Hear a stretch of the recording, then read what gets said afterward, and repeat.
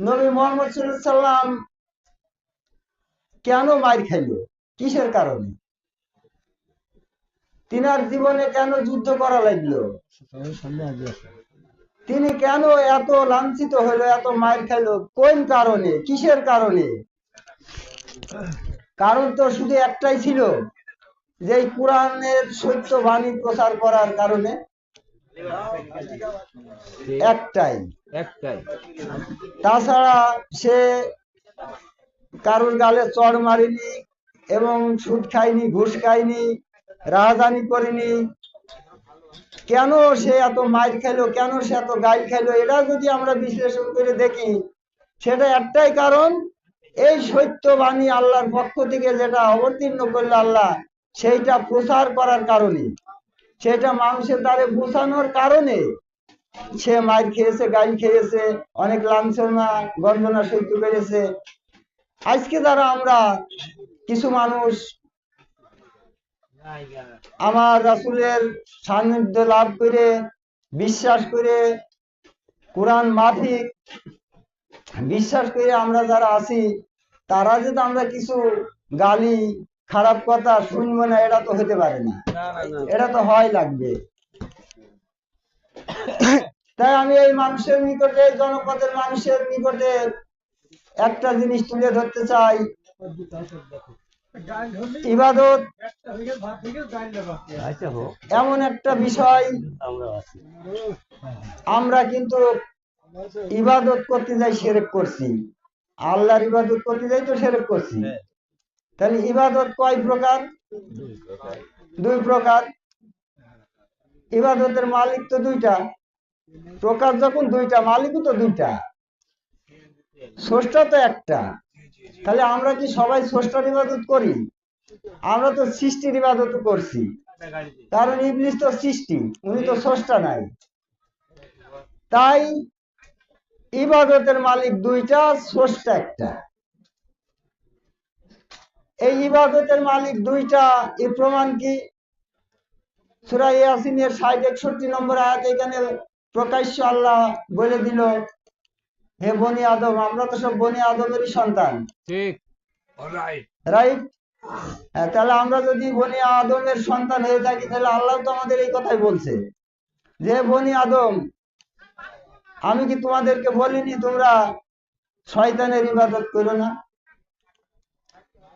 ৬১ নম্বর আয়াতে বলছে, তোমরা আমার ইবাদত করো এবং সরল পথ প্রাপ্ত হও। জয় গুরু। তাহলে এই সরল পথ প্রাপ্ত হতে হলে পরে আমরা কোথায় যাই সরল পথ পাবো? সে সরল পথ আমরা, আল্লাহ পাক যদি সরল পথের ব্যবস্থা আমাদেরকে না রাখতো, আমাদের জন্য করে না রাখতো, তাহলে তারা আল্লাহ এই কথা বলতো না যে তোমরা সরল পথ প্রাপ্ত হবে।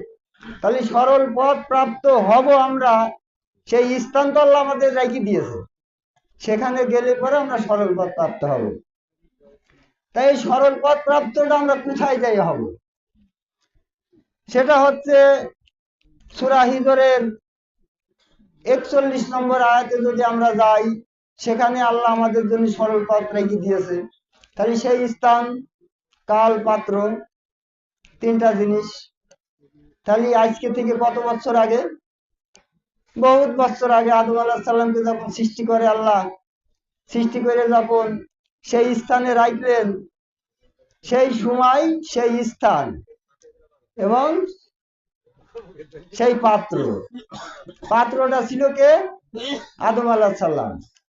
সময়টা ছিল অনেক পূর্বে, আর স্থানটা ছিল কোথায়? জান্নাতে। তাহলে স্থান, কাল, পাত্র, তিনটা বিষয়। তাহলে আমাদের সরল পথ প্রাপ্ত আল্লাহ হতে বলছে সূরা ইয়াসিনের ৬১ নম্বর আয়াতে। তাহলে আমরা সরল পথ প্রাপ্ত হতে হলে পরে সূরা হিজরের ৪১ নম্বর আয়াতে জাতি হচ্ছে, সেখানে বলছে কালা হাজা সিরাতুন আলাইয়া মুস্তাকিম, ইহাই আমার নিকটে পৌঁছাবার সরল পথ। এই সরল পথ, সেখানে কি বর্তমান সমাজের আলেম ওলামারা যারা মানুষের দিনের পথে দাওয়াত দিচ্ছে, দিনের পথে মানুষকে ডাকছে, আহ্বান করছে, তাহলে সেখানে কি ছিল?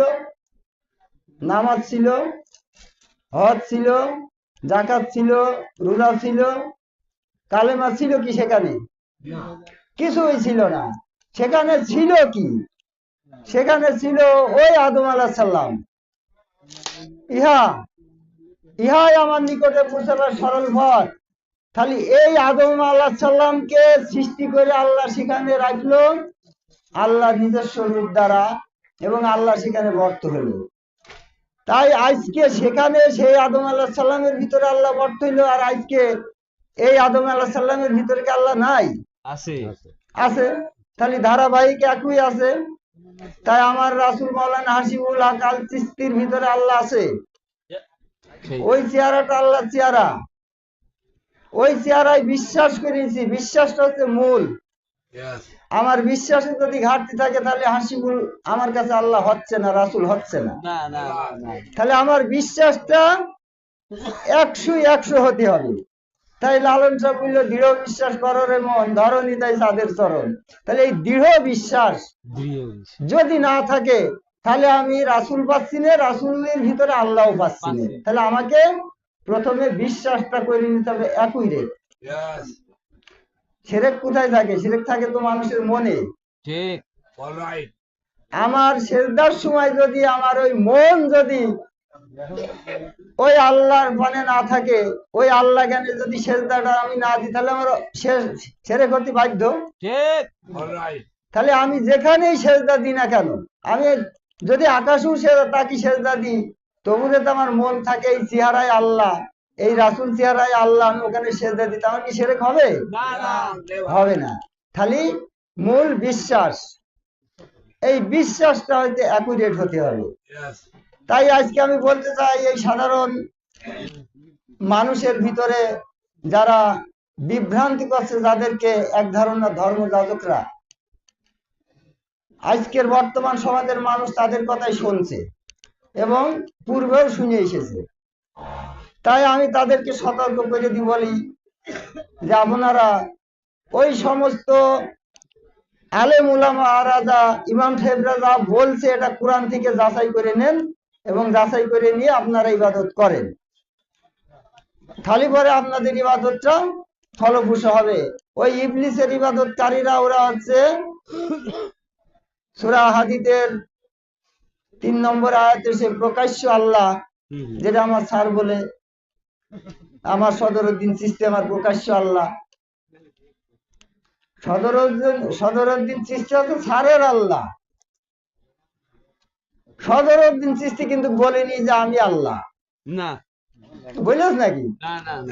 এই আমি আল্লাহ দাবি করলেন কিনা স্যার? নমরুদ, ফিরাউন, হ্যাঁ, হাসিবুল কি কোন সময় দাবি করে তোমাদের কাছে যে আমি আল্লাহ? না। দাবি যদি করে থাকে তাহলে হাসিবুল হক আল চিশতির সমস্ত জিন্দেগি, সমস্ত কর্মফল সম্পূর্ণ বিনষ্ট হয়ে যাবে। যদি দাবি করে নিজে আমি আল্লাহ, আল্লাহর সাথে শরীক করা হয়ে যাবে। কখনোই সম্ভব নয়। কোন নবী রাসূল দাবি করেনি যে আমি আল্লাহ। তাই ভক্তের কাছে আল্লাহ, ভক্ত আমি বিশ্বাস করেছি ওই সূরত আল্লাহ সূরত, ওই চেহারা আল্লাহ চেহারা, ইতি আমারও শিরক হচ্ছে না, হাসিবুল হক আল চিশতিরও শিরক হচ্ছে না। তাই আমি সমাজের মানুষের কাছে বলতে চাই, আপনারা ওই সমস্ত মানুষের কথা পরিহার করে আল্লাহর বিধান, আল্লাহ যেটা আমাদের পরে ফরজ করেছে সেই বিধানের পরে আসেন। এসে এখান থেকে জাস্টিফাই করে নেন সত্য মিথ্যার পার্থক্যকারী কোরআন।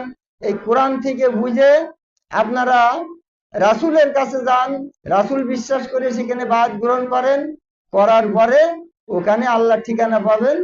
ওই ঠিকানায় আপনি সেজদা দিলে পরে আপনার শিরক হবে না। এই আহ্বান করে আমি আমার বক্তব্য এখানে শেষ করছি। জয় গুরু।